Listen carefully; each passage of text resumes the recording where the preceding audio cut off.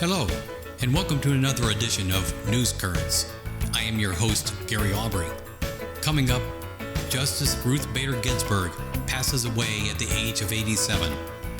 The United Nations is back for its 75th session, and WNBA star marries man she helped free from prison. But first, who am I?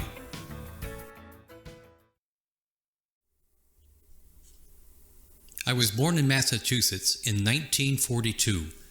I became a billionaire by developing a computer network for the financial information in the 1980s. Today, I am the 28th wealthiest person in the world. I served as the mayor of New York City from 2002 to 2013. Earlier this year, I ran for the Democratic presidential nomination before dropping out to support Joe Biden.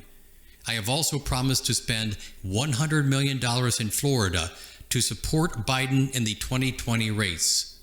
After a referendum granted ex-felons the right to vote in Florida, the governor and legislature said that these people couldn't vote until they paid their fines, fees, and court costs. Recently, I raised more than $16 million to pay the debts of 32,000 ex-felons so they can vote in the November election. Who am I? Mike Bloomberg. Mike Bloomberg raised more than $20 million to help people convicted of felonies vote in the upcoming election. Governor Ron DeSantis just won a court victory requiring people to pay off fines, restitution, and court fees before voting if they've been convicted of a felony. Bloomberg started an effort to raise money to help those people out. Bloomberg also pledged $100 million to help Joe Biden win in Florida. Katie Johnston for CBSMiami.com. And now it's time for news names, news places, and news words. Antonio Guterres, current Secretary General of the United Nations, former Prime Minister of Portugal. Johannes Gutenberg, German inventor of the movable type printing press in Europe. Maya Moore, U.S. professional basketball player and social activist.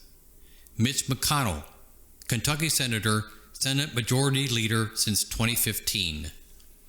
Ruth Bader Ginsburg, U.S. lawyer and Supreme Court Justice, lived from 1933 to 2020. Stefan Löfven, current Swedish Prime Minister. And now news places. We have Germany, Iran, Missouri, New York City, Sweden, and Washington. And news words. Century, period of 100 years. Dissent, objection, in law a written disagreement with the majority vote. Glutton, one who consumes too much food. Humanitarian, related to improvement of human welfare. Moderate, one who is not extreme in opinions or behaviors. Monarchy, government structure in which authority is inherited through family lines.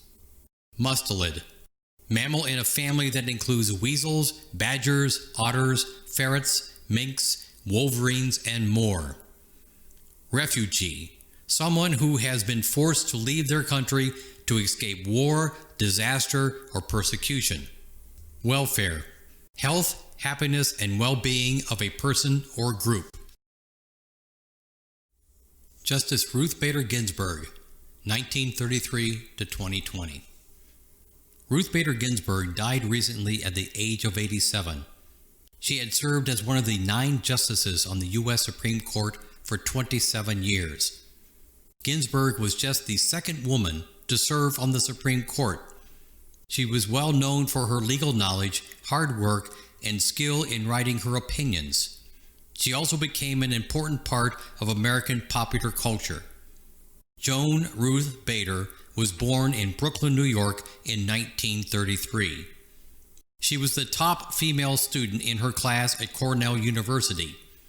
1 month after her graduation, she married her college boyfriend, Martin Ginsburg.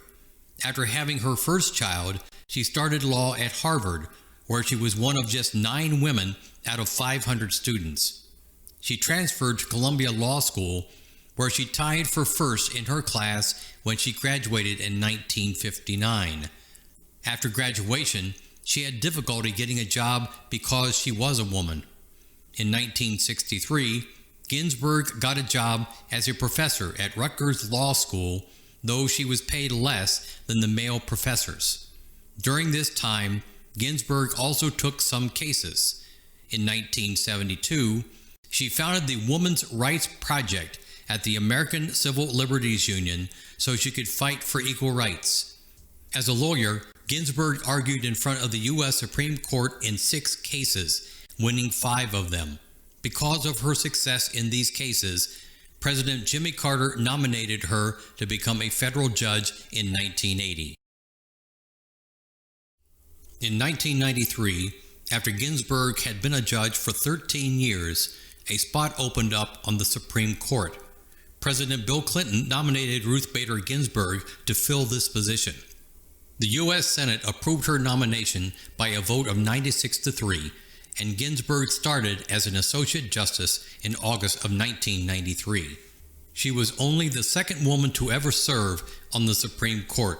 Other women who have served on the Supreme Court were Sandra Day O'Connor, Sonia Sotomayor, and Elena Kagan. At first, Ginsburg was seen as a moderate Supreme Court justice, but over time, she became known as the leader of the liberal wing of the Supreme Court. This means her positions and decisions went along with Democratic Party principles most of the time. When the court ruled against her opinion, Justice Ginsburg often wrote very strongly worded dissents or arguments that differed from the court's ruling. Her bluntness made her a heroine to many younger women and men who followed the Supreme Court's rulings. This helped her become known around the country as the notorious RBG. Ginsburg had a great sense of humor about being so famous, often giving notorious RBG shirts to friends. This is an NBC News special report. Here's Lester Holt. Good evening, everyone. We are coming on the air with breaking news. Supreme Court Justice Ruth Bader Ginsburg has died. Ginsburg, who was 87, was the court's oldest justice and served more than a quarter century. Appointed by Bill Clinton in 1993, just the second woman after Sandra Day O'Connor to serve on the nation's highest court. Ginsburg became an iconic figure in American life, a tireless advocate for women's rights, and a reliable anchor to the court's liberal wing. Her death, coming after multiple health problems in recent years, will now certainly trigger an epic struggle over a replacement with the ideological makeup of the court itself in the balance, all during an election year. Justice correspondent Pete Williams looks back on a remarkable life. Ruth Bader Ginsburg was consistently one of the U.S. Supreme Court's moderate to liberal members. First as a lawyer, then a judge and a justice, she believed the Constitution guaranteed women greater rights. Over the course of now over 2 centuries, it has grown and developed so that more and more people are included in that concept, we the people. Rejected after law school for a Supreme Court clerkship because she was a woman, she began her legal career as a law professor and pioneering advocate for women's legal rights, successfully arguing a string of cases before the Supreme Court that made it easier to sue for sex discrimination. It was President Carter who first appointed her to be a federal judge. She has genuinely distinguished herself. Then in 1993, President Clinton put her on the Supreme Court, making her the second woman justice. It contributes to the end of the days when women, at least half the talent pool in our society, appear in high places only as one-at-a-time performers. At her confirmation hearing, she clearly stated her support for the right to abortion. This is something central to a woman's life, to her dignity. And as a justice, she voted to uphold abortion rights. She wrote the court's opinion putting an end to the men-only policy at VMI, the Virginia Military Institute, saying it was based on outmoded stereotypes. She joined the court's majorities in striking down the death penalty for juveniles and in ruling that, quote, death is not a suitable punishment for a mentally retarded criminal. She also voted to roll back Bush administration policies in the war on terror. A blistering opinion in a case about equal pay for women renewed her standing as a feminist icon. We welcome today Justice Ruth Bader Ginsburg. She was nicknamed Notorious RBG, a play on a rapper's name, and featured in a documentary movie. I am 84 years old and everyone wants to take a picture with me. She married a fellow student in college, Martin Ginsburg. They had 2 children. Years later, she recalled receiving some practical advice on her wedding day. It pays, Mother said. It pays sometimes to be a little deaf.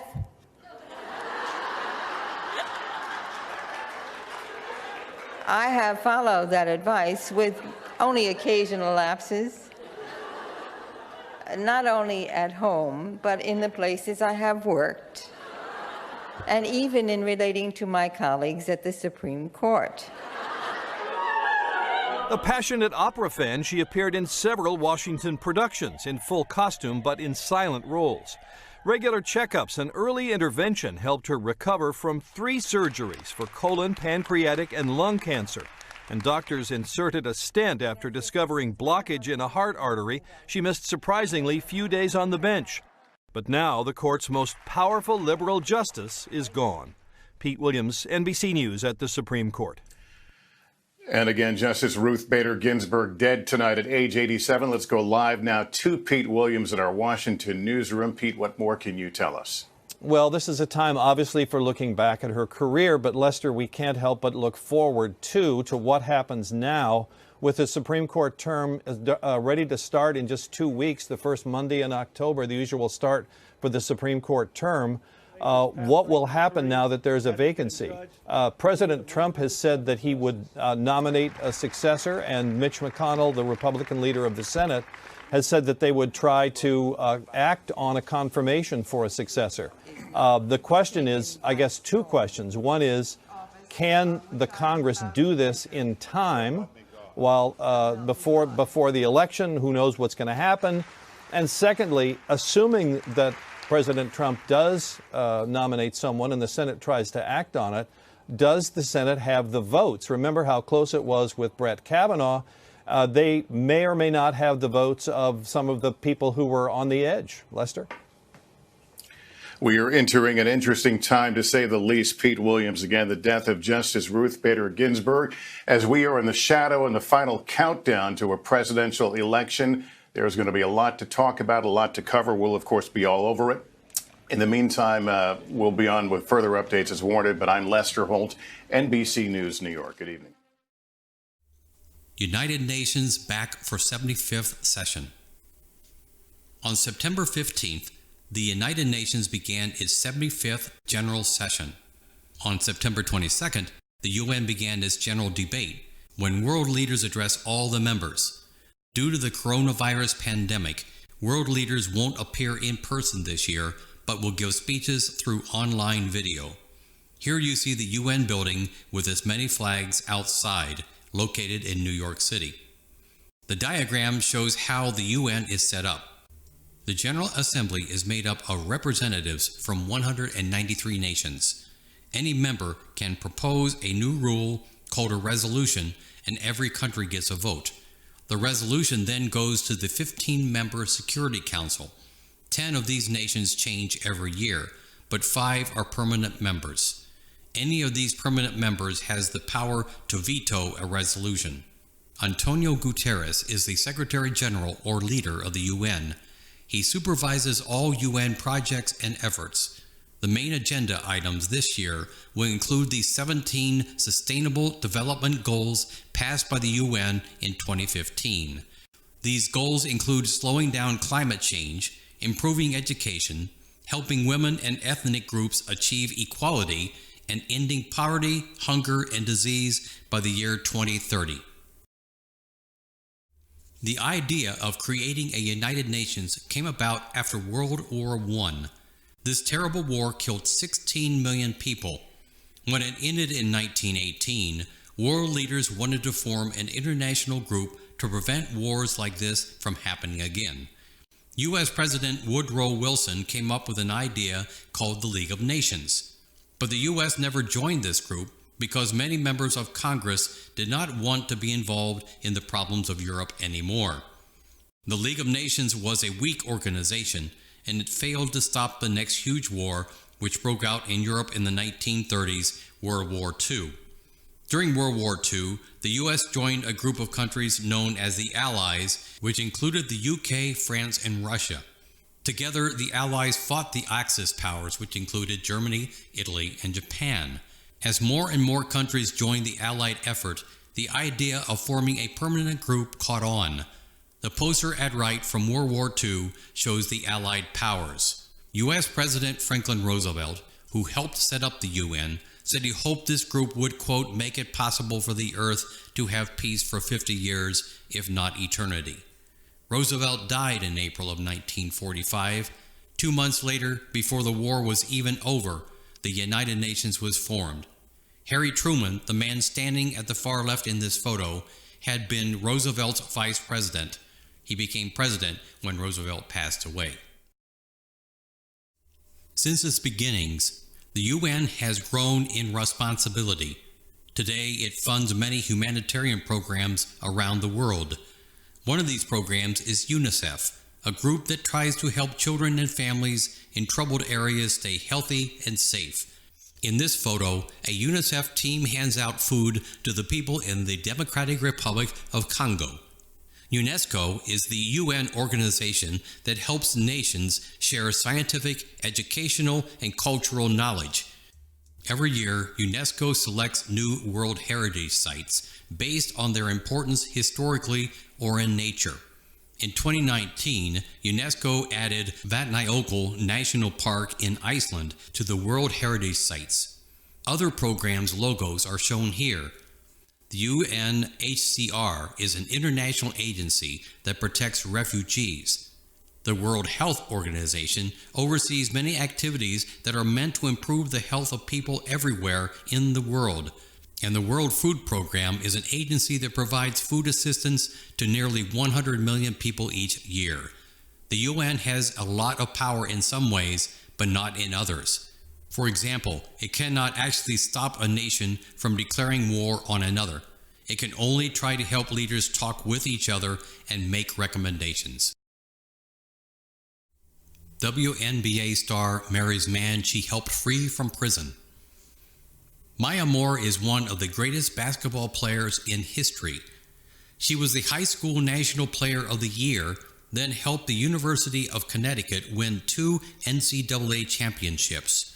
Since Moore joined the Minnesota Lynx in 2011, the team has won 4 WNBA championships, and she was voted the league's most valuable player in the 2014 season.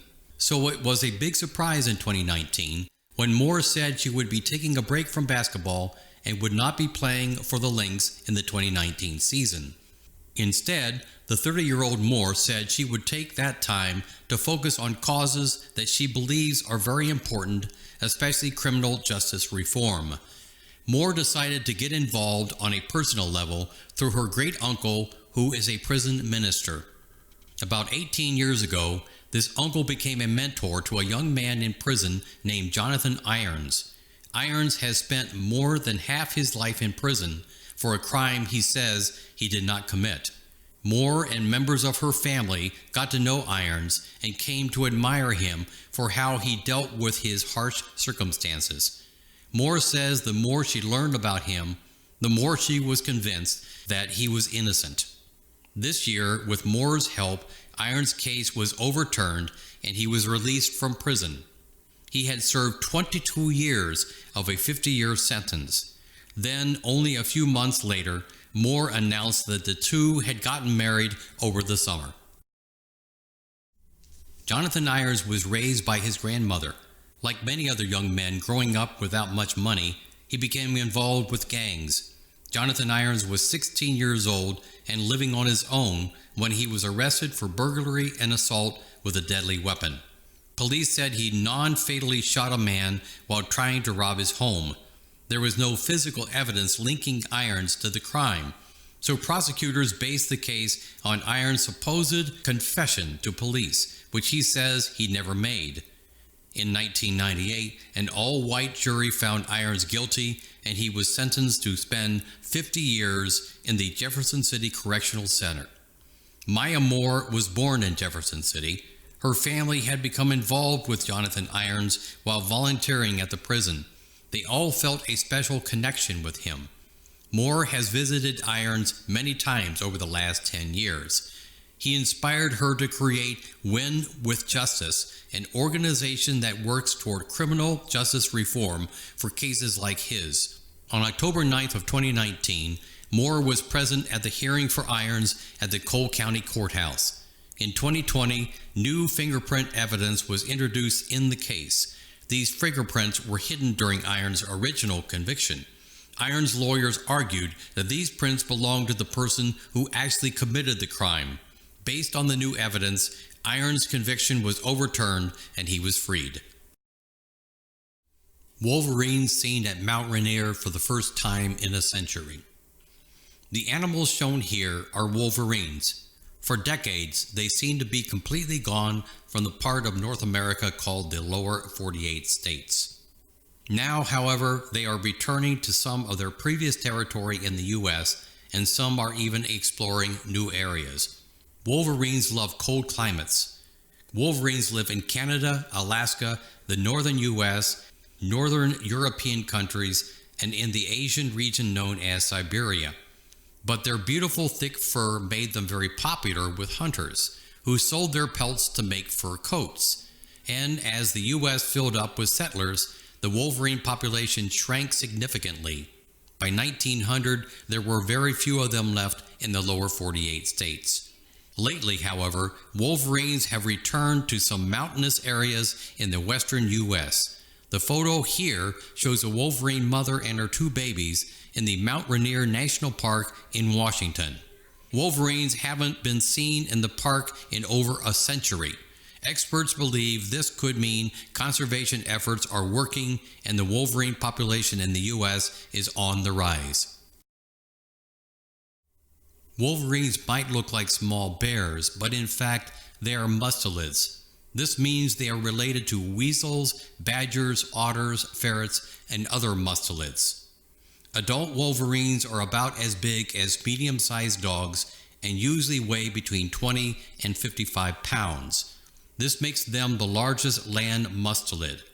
Other giant otters and river otters are larger. These animals also have thick, waterproof coats that help them stay dry and warm in cold climates. The ancient view of wolverines can be found in the species' scientific name, gulo. The Latin word gulo means glutton, glutton meaning someone or something that eats too much. This name might come from wolverine's success at hunting much larger animals such as sheep, moose, and elk. Wolverines are also scavengers, meaning that they will eat animals that are already dead. Their sense of smell is so strong they can detect a dead animal buried 20 feet under the snow. Wolverines are incredibly elusive. Part of the reason for this is that they rarely have permanent homes, choosing to move around a lot. Many males move among a number of different home bases scattered over 200 square miles or more, and they can travel 30 to 40 miles a day. So he's sniffing around all the time, getting used to the environment. Yeah. Never a dull moment. They're always very active. Their metabolism is very high. No such thing really as a fat wolverine. And they don't hibernate like a bear. So they just keep going all winter? That's right. They don't have much time. It's all about survival, you know, and Mother Nature doesn't give an animal like this a lot of margin for error. As scavengers, most of the wolverine's diet is dead animals. Creatures that have perished in these extreme conditions. And to find their food, wolverines take advantage of one of nature's most destructive forces: avalanches. As snow thunders down the mountainside, mammals are often buried beneath. It's thought wolverines can sniff out frozen carcasses, even deep beneath the snow. To test this out, Helen buries some frozen meat deep in the snow. She'll return in a few hours with Jasper to see if he can find it, just using his sense of smell. Before that, she's got a demonstration to show how our noses and the wolverines work. It involves an orange.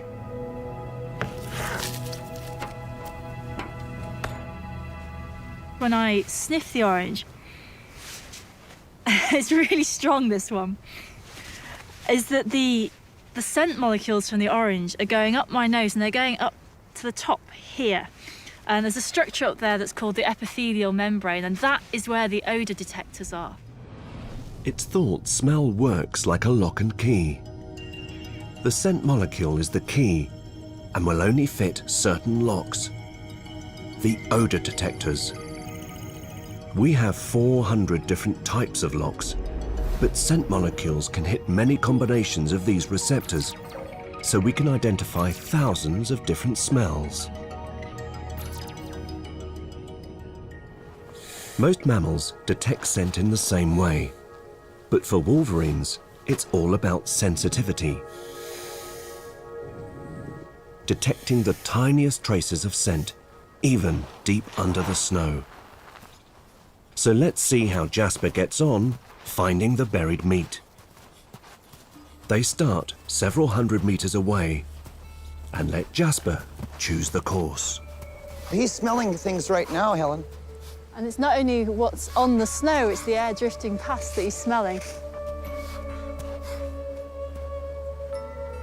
He picks up a scent quickly, but is it the right one?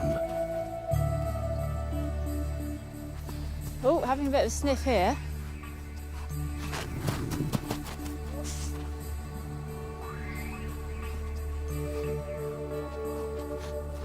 He definitely knows there's something here.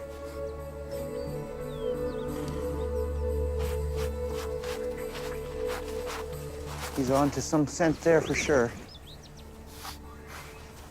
Those big paws are pretty efficient, aren't they? Yes, yes. He looks like nothing would get in his way, isn't he? He's shifting a lot of snow. Yeah.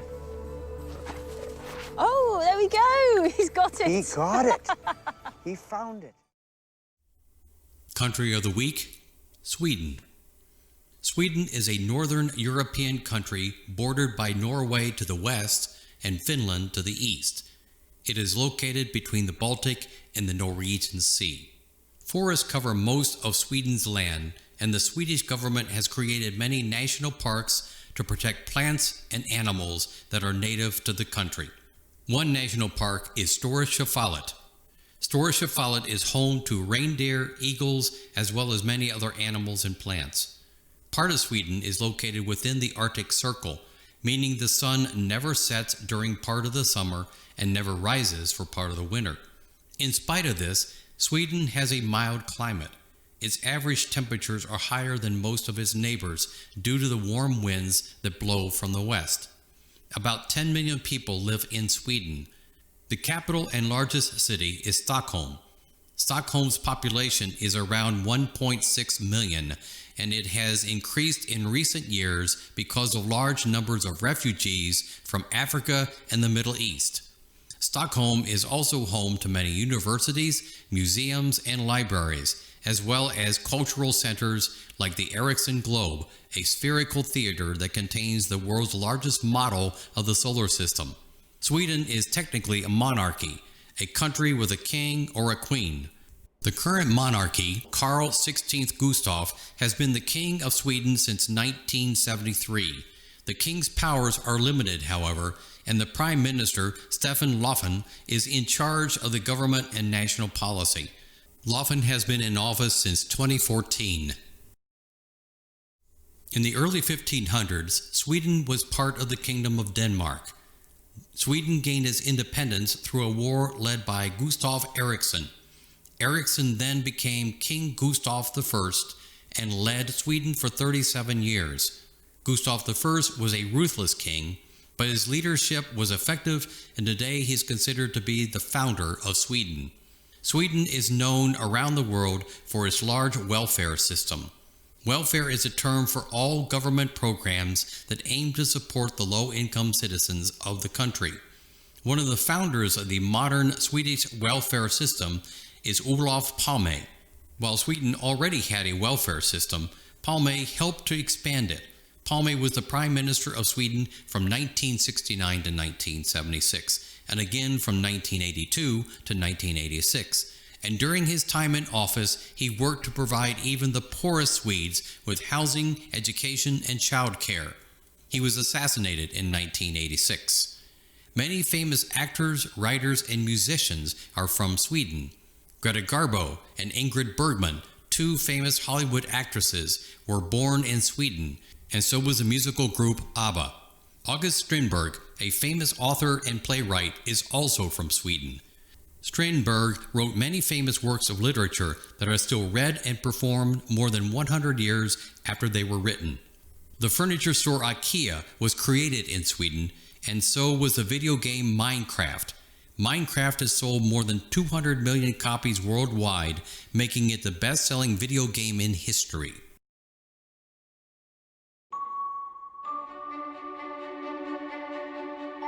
During our time here on FTD Facts, we've learned a lot about many different cultures and people from all around the world.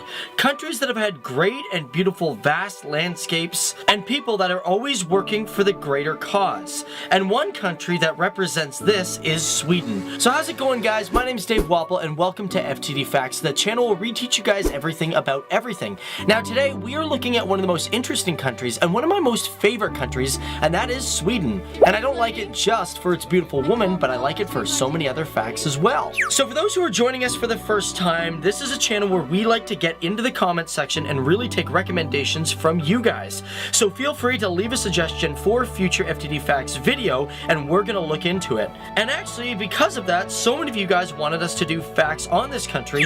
People like Resolute, Michael Gregory, Mosgard, and of course many more of you guys, and we gotta thank you all for recommending it. Now with that in mind, considering we're talking about the beautiful country of Sweden, let me ask you this: which country has the most beautiful people?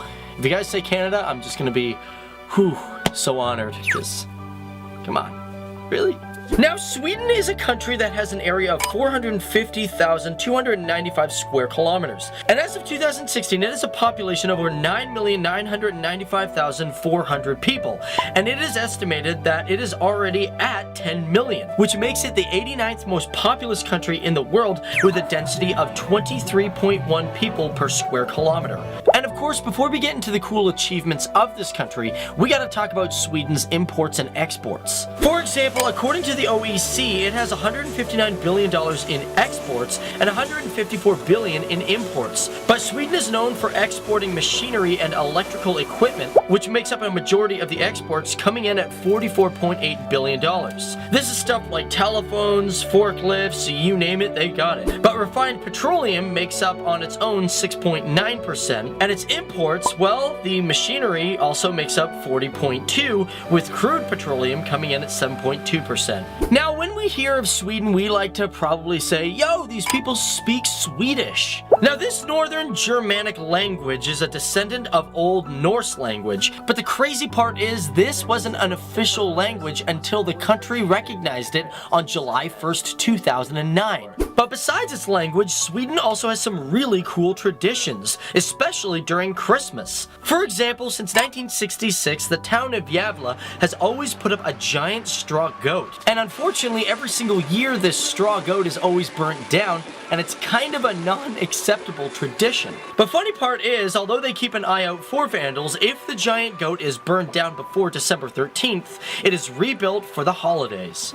Now, have you ever heard of the Ericsson Globe? It is a cool structure located in Stockholm. Originally, it was called the Stockholm Arena, and it is the large spherical building in the entire world. It has a diameter of 110 meters by 85 meters tall, and can hold up to 16,000 people for spectacles and games. But that is really not the only thing that makes the Ericsson Globe really important. This is probably one of my favorite facts of all of Sweden that I've heard of so far, and the fact is that the Ericsson Globe represents the sun. And I never knew this, that Sweden is home to the largest scale model of the solar system in the entire world. Throughout the entire country, the solar system is represented. For example, you have Mercury being the Stockholm City Museum, Earth is represented for Cosmonova Riksmuseet in Stockholm, and as for Pluto, it's located all the way out in the Dellen Lakes in Delsbo.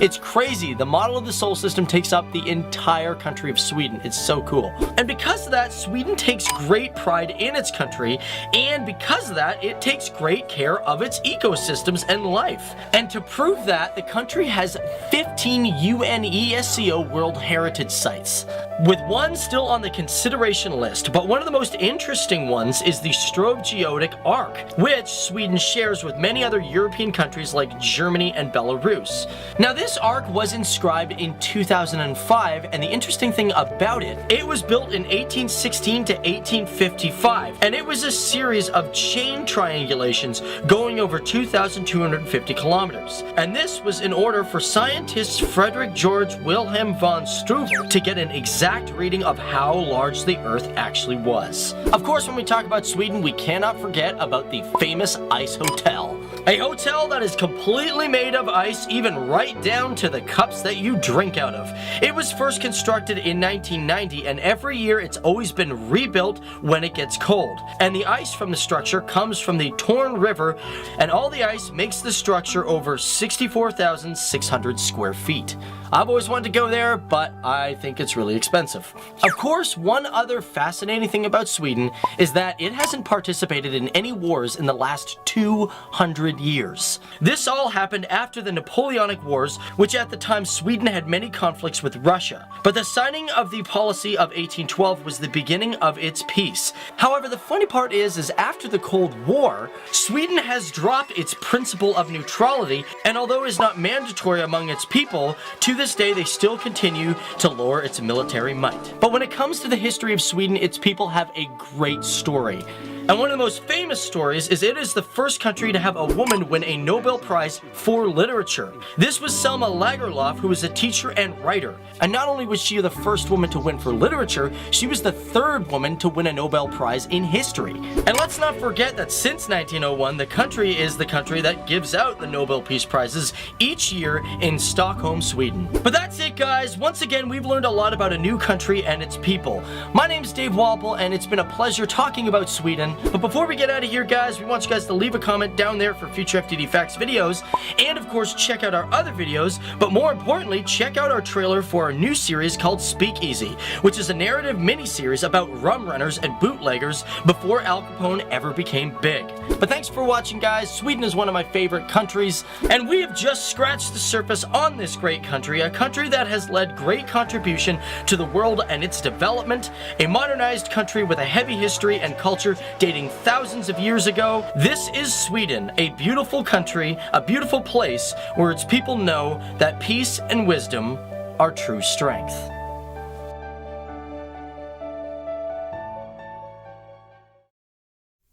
This week in history, Johannes Gutenberg printed his first Bible in 1452.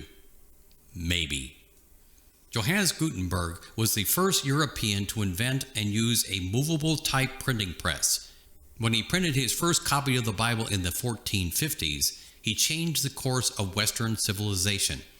Gutenberg's invention made books much easier to publish and made them available to all parts of society, not just the rich. This development led to all sorts of advances in human society. Before Gutenberg, there were books, but there weren't very many of them. This had a lot to do with technology. Books were mostly handwritten by teams of monks or scholars. Some books used block printing, where an entire page would be carved backwards on a piece of wood, then inked and put onto the paper. But this was only good for little books, and it took a very long time to set up. This did not bother most of the population, however. The reason being only the richest and luckiest people could read anyway. Johannes Gutenberg grew up in the city of Mainz, Germany. We don't know much about his life as a child, other than that he grew up learning how to be a goldsmith. As an adult, Gutenberg had an idea for a printing press that he kept secret for many years. Gutenberg solved the problem of block printing by coming up with the idea of movable type. He made many different letters out of metal, like the one shown here. These letters, called type, could be combined to form words, which were then printed on pieces of paper. When that page was done, the type could be rearranged to print a different page. This took all of the carving out of the process and made books easier and less expensive to produce. Starting in the mid-1430s, Gutenberg seems to disappear from history for a few years. Historians think he might have been trying to perfect his invention so it could not be stolen. Then in 1439, he reappeared in mines, printing one-sheet poems and notices with his movable type printing press. By the early part of the 1450s, he was ready to take on the ultimate challenge, printing the entire Bible. Some scholars pinpoint September 30th, 1452, as the day Gutenberg printed his first Bible. Others say only part of the Bible was printed that day, or that the real date was sometime later in the decade. And historians have found that the Chinese had actually invented movable type a few hundred years earlier. But the point is that Gutenberg was able to print about 180 copies of the Bible on his press. These Bibles spread quickly through Europe and then the rest of the world, impressing the Pope and many other important thinkers of the day. Soon, printing presses sprouted up all over Europe, and a publishing revolution had begun. Although Gutenberg may have been a great inventor, he never became rich from the printing press. His business partner left over a dispute about money and took most of the business with him. But the name of Johannes Gutenberg is still famous today because his brilliant idea brought literacy to millions of people and ushered in the modern world.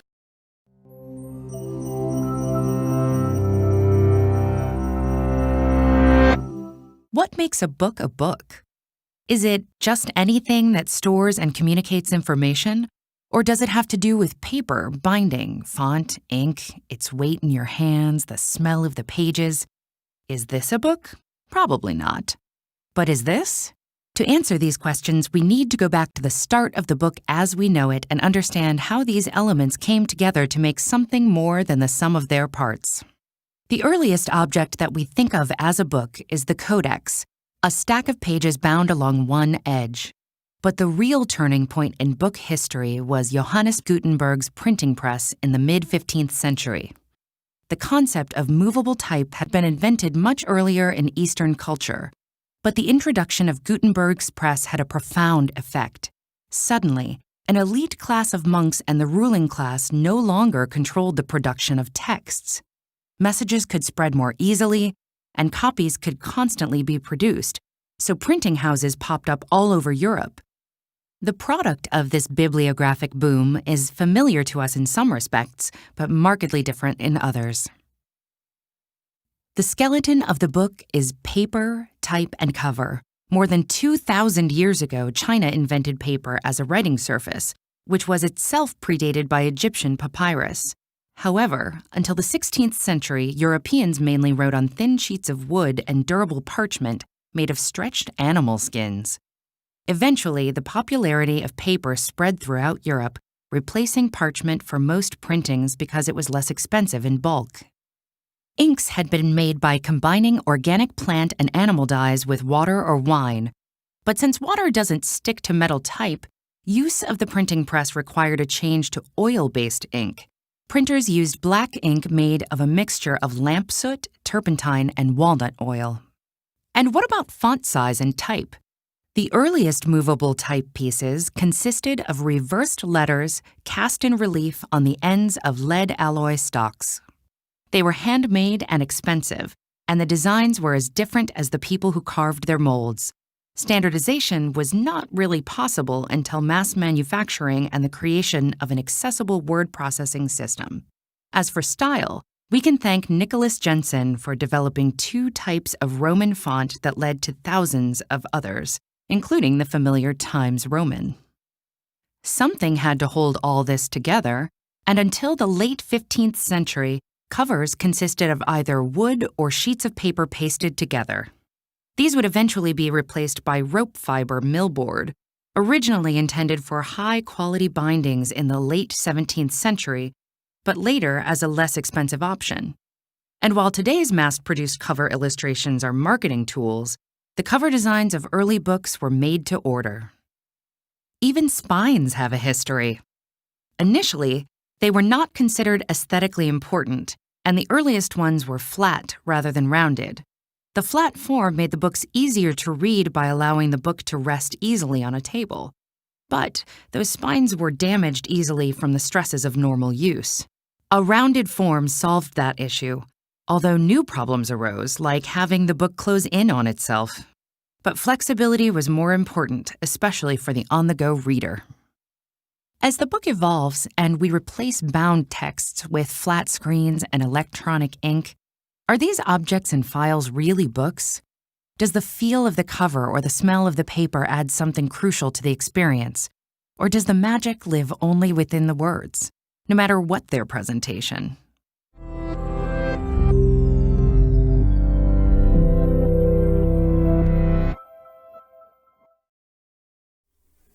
And now it's time for Faces and Places. Breonna Taylor. On September 15th, the city of Louisville, Kentucky, agreed to pay the family of Breonna Taylor, a 26-year-old black woman who was killed in March, $12 million as part of a legal settlement. The city's police department also agreed to reform some of its practices. On March 13th, police entered Taylor's apartment using a no-knock search warrant, a practice that has since been banned by the city. Taylor and her boyfriend were sleeping at the time. Police say they fired shots after Taylor's boyfriend fired his gun to defend against what he thought was a break-in. Taylor was hit by 6 shots and died. Many people have been calling for the police involved to be charged in her death. On September 23rd, a grand jury indicted former Louisville officer Sergeant Brett Hankerson on wanton endangerment charges related to the shooting death of Breonna Taylor. 2 other cops that took part in the raid were not charged. We're going to begin this with that historic settlement in the Breonna Taylor case. The city of Louisville agreeing to pay $12 million to the family of the EMT who was fatally shot inside her own home during a police raid. The city also agreeing to sweeping police reforms. Alex Perez in Louisville, Kentucky with more. Good morning, Alex. Hey, good morning, Michael. Breonna's mother says no amount of money will take away the pain she feels from losing her daughter the way she did, but she calls the settlement a step towards justice. Say her name! Breonna! For months, Breonna Taylor's name a rallying cry across the country. Breonna Taylor! This morning, her family calling the historic settlement with the city of Louisville more than 6 months after she was killed by police, the first step in a long march toward justice. As significant as today is, it's only the beginning of getting full justice for Breonna. The city of Louisville, without admitting wrongdoing, agreeing to pay $12 million to settle the Taylor family's wrongful death lawsuit, one of the largest settlements in U.S. history, involving allegations of excessive force by police. Breonna was loved. I cannot begin to imagine Ms. Palmer's pain, and I'm deeply, deeply sorry for Breonna's death. Breonna's heartbroken mother, Tamika Palmer, calling the settlement, which also includes several police reform measures, just a start. We must not lose focus on what the real job is. And with that being said, it's time to move forward with the criminal charges because she deserves that and much more. Demands for the officers involved in Breonna's death to be charged growing louder. The 26-year-old EMT was shot and killed by police executing a no-knock search warrant in the middle of the night at her apartment. The officers in the botched raid looking for drugs that were not there. Help! Oh my God! Yes, help! What's your name, sir? Her boyfriend, Kenneth Walker, who told investigators he never heard police announce themselves, says he fired a warning shot with his legally owned gun. Police shooting back, killing Taylor. An officer was also struck. Walker initially charged with attempted murder, but those charges later dropped. He is also suing the police department. there will be accountability. They can either accept it on their own or a jury will give it to them. One officer has been fired. The other 2 remain on the job. No criminal charges have been filed. Now, a Louisville grand jury could hear the case as soon as this week. Her mother anxiously waiting. Imagine having a daughter. Imagine your daughter being gunned down in her own home. What would you want to happen? I don't think that what we want is far-fetched. It's just justice. And as part of the reforms in the settlement, search warrants must now be reviewed by police commanders before being sent to a judge, and police officers will now face random yearly drug tests. Michael? All right, thank you, Alex. For more now, let's bring in ABC News Chief Legal Analyst Dan Abrams. Dan, thank you for joining us this morning.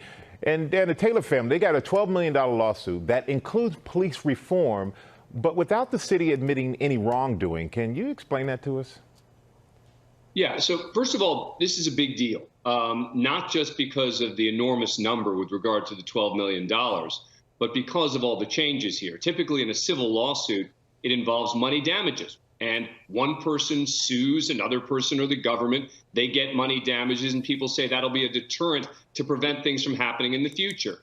Here they're going a lot of steps further by saying that's not all we're going to give. We're also going to guarantee these changes are going to be made in how we do police work.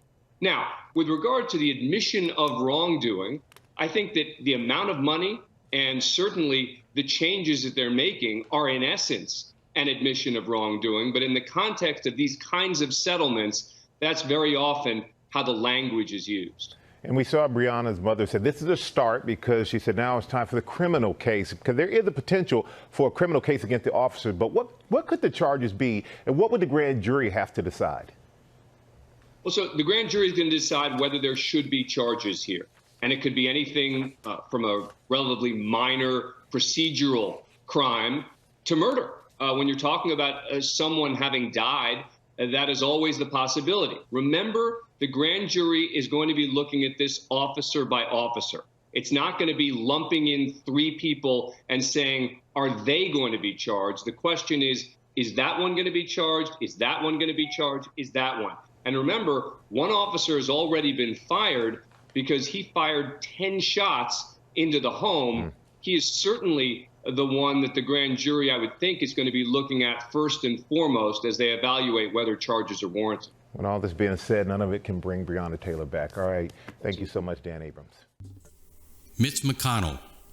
Senate Majority Leader Mitch McConnell announced recently that whoever President Trump nominates to fill Ruth Bader Ginsburg's Supreme Court seat will get a vote on the Senate floor. The process to confirm a Supreme Court nominee usually takes 2 to 3 months, but experts believe McConnell may try to speed up the process to confirm Trump's nominee before the November 3rd general election. McConnell's position differs from the view he held in 2016 when Barack Obama nominated Merrick Garland to fill Antonin Scalia's seat. In 2016, McConnell claimed that the Senate should not vote on a nominee during an election year, even though Garland was nominated almost 8 months before the election. President Trump filled the vacant seat after he took office in 2017. Currently, Republicans hold 53 Senate seats. Confirming a new justice will require a majority or 50 Senate votes, with Mike Pence acting as the tiebreaker. Of course, the showdown that John points out already underway on Capitol Hill, 43 days until the election. Some voters already casting their ballots. Majority Leader Mitch McConnell tonight saying the Senate will vote on the president's nominee this year. Democrats calling that hypocrisy after McConnell blocked a vote on President Obama's nominee in the final year of his presidency. Back then, 8 months before the election. This time, of course, 43 days to go. Republican leaders say this time is different. The Democrats simply pointing to Mitch McConnell's own words 4 years ago. Here's Mary Bruce tonight. On the Senate floor today, Republican leader Mitch McConnell with an unequivocal promise. The Senate will vote on this nomination this year. But that's not the position he took in 2016 when he refused to consider President Obama's pick to fill Justice Scalia's seat months before the election. Let's let the American people decide. McConnell now says this is different because the Senate and the White House are both controlled by Republicans. But Senator Lindsey Graham, as recently as 2 years ago, said Republicans would not take up a Supreme Court vacancy in an election year, no matter what. If an opening comes in the last year of President Trump's term and the primary process has started, we'll wait to the next election. And I've got a pretty good chance of being the judiciary. You're on the record. Yeah. All right. Hold the tape. But now, despite the tape, he's calling for the Judiciary Committee to quickly consider the president's nominee, telling Democrats, I am certain if the shoe were on the other foot, you would do the same. Democrats say it's blatant hypocrisy. Why say it's this rule or that rule, and then do the exact opposite when it suits your interests? Why not just come to the floor and say, I'm going to do what's ever best for my political party? Consistency be damned, reason be damned, democracy be damned. Just admit it. 4 Republicans would have to break ranks and join Democrats to block a confirmation. So far, 2 senators, Susan Collins of Maine and Lisa Murkowski of Alaska, both say this decision should be up to the next president. All right, so let's get right to Mary Bruce tonight. Mary, as you point out, Susan Collins, Lisa Murkowski saying the Senate should wait until after the election. All eyes tonight on some other Republicans, including Senator Cory Gardner, for one, facing a tough re-election fight in Colorado, of course, and Senator Mitt Romney, who has stood against the president before. And Mary, you have new reporting tonight involving Senator Romney? Well, David, we've learned that Mitt Romney won't be speaking out on this issue until he has had a chance to meet face-to-face with his Republican colleagues here tomorrow. And just moments ago, we heard from another critical Republican, Senator Chuck Grassley of Iowa. He is making it clear tonight he supports moving ahead with this confirmation process, saying, quote, make no mistake, if the shoe were on the other foot, Senate Democrats wouldn't hesitate to use their constitutional authority and anything else at their disposal to fill this seat. David. All right, Mary Bruce with us tonight as well. And in Thailand, in recent months, high school and university students have gathered in Thailand to protest government power. The protest began after a court decision to dissolve an opposition party called Future Forward that is popular with young people. Thousands of protesters gathered in Bangkok, the nation's capital, 2 weeks ago to call for reforms to the country's monarchy. Protesters listed demands including a new constitution, limiting royal power, and creating separation between the government and the military. So far, the protests have remained relatively peaceful. Thailand went through a military coup in 2014, and since then, activists claim the government has suppressed civil rights. They claim the spread of the coronavirus has only increased the government's ability to limit free speech and other democratic freedoms. And in Iran, European leaders, including France, Germany, and the UK, rejected a move by the U.S. to reinstate a range of UN sanctions on Iran. The sanctions were removed after Iran entered into a nuclear agreement with the U.S. and a number of other countries in 2015. But President Trump pulled the U.S. out of that agreement in 2018, even though Iran had been complying with it. Because of this, the other signatories say the U.S. has no authority to reimpose sanctions. Following this rejection, President Trump signed an executive order on September 21st to reimpose sanctions on Iran.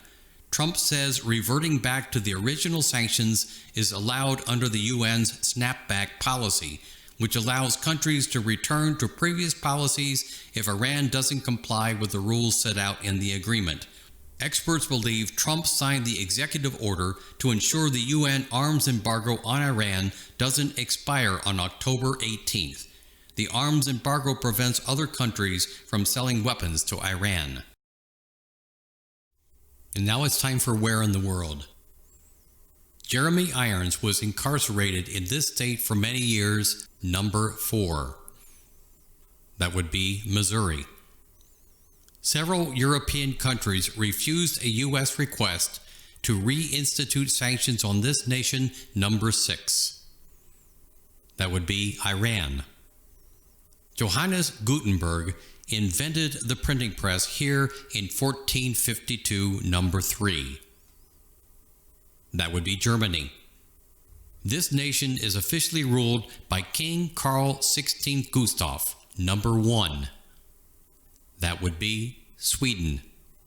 Wolverines have been sighted near this state's Mount Rainier, number 2. That would be Washington. And finally, this city is the location of the United Nations headquarters, number 5.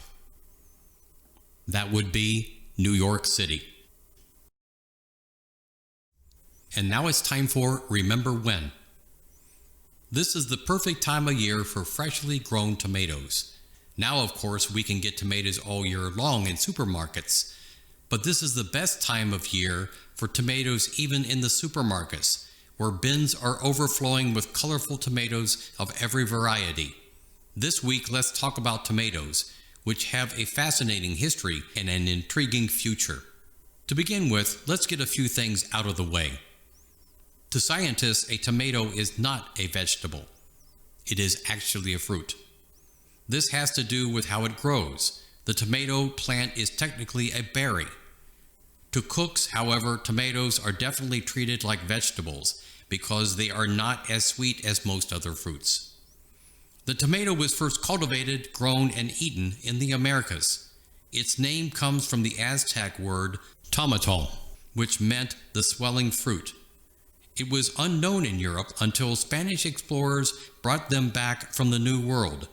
These intriguing fruits have since become a major part of cuisines all over the world.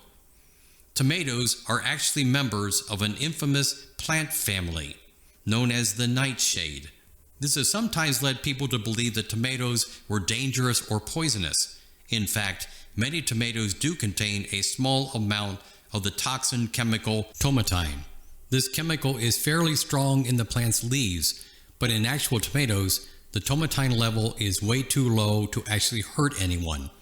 And several other plants we eat all the time are also related to nightshades and tomatoes. Those would include potatoes, eggplants, and peppers. Throughout history, there have been some scientists who did not think tomatoes were safe to eat. There is also the story of Colonel Robert Gibbon Johnson. The story says that Colonel Johnson, a Revolutionary War veteran, once set out to prove that tomatoes were not poisonous. The story says Colonel Johnson ate an entire barrel of tomatoes on the courthouse steps of Salem, Massachusetts, while a band played taps because it was thought he would die. Sadly, there is no proof this story is true. For most of their history, tomatoes had many colors, sizes, shapes, and tastes. But starting in the mid-20th century, one kind of tomato took over the market. The globe tomato, or slicing tomato, was red and had a perfectly round shape. While this was more convenient for shipping around the country, this variety did not produce as much natural sugar. Many people have complained that these tomatoes just don't taste the same. But in the last few years, some farmers have started to grow heirloom tomatoes, like the one shown here at the left. Many people believe that these tomatoes taste a lot better than the uniform round red ones we are accustomed to. They also come in different colors, sizes, and varieties, from green zebra to Cherokee purple. Heirloom, hybrid, genetically modified. What do these labels mean? And what does each of these breeding techniques mean for plant diversity? Heirlooms are varieties with long histories. They're developed when growers save seeds from their most successful plants to sow again the next year. The genes that determine those desirable traits get passed on and are eventually permanently incorporated in that variety. Humans have been breeding plants this way for thousands of years. Crop diversity expanded with this traditional breeding technique as growers developed their own varieties with traits suited to local growing conditions. After World War II, hybrid plants became popular to more quickly create varieties with commercial appeal. Geneticists can fast-track desirable traits by carefully choosing parent plants so that the only dominant genes are the ones for the traits they want. Only those dominant traits are expressed in the resulting hybrids, which are prized for their uniformity, hardiness, and productivity. But the silent recessive genes can be expressed in the next generation. The commercial success of a relatively small number of hybrids has meant that fewer locally adapted heirloom varieties have survived. Over the last few decades, science has found a different way to create new plant varieties. altering the DNA their genes are made from. In genetically modified plants, genes from other organisms have been snipped out and sewn into the plant's DNA. This controversial practice can give plants entirely new traits like extra long shelf life, more nutrients, resistance to weed killers, and even the ability to glow. These seeds aren't available to home gardeners, but most of the commodity crops in the United States today are genetically modified. Developing genetically modified seeds is expensive, so only a few carefully protected varieties dominate the market, which means that we're asking a lot from a handful of designer species. Modern genetically modified and hybrid plants do have a lot to offer, but what they don't offer is the variety and genetic diversity that comes from breeding plants the old-fashioned way.